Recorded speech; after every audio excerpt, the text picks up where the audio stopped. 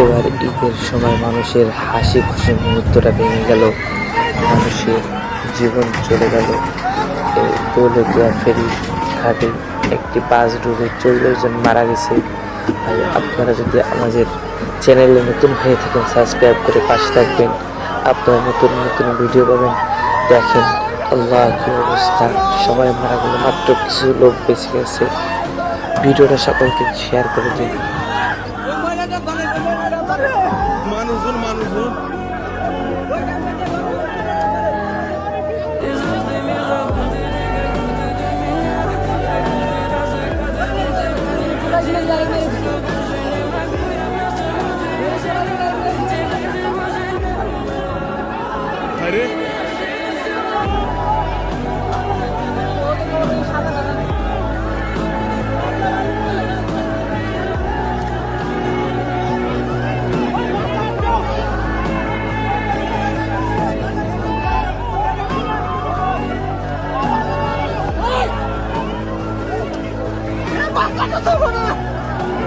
বহু মানুষ আছে তো বাসের ভিতরে।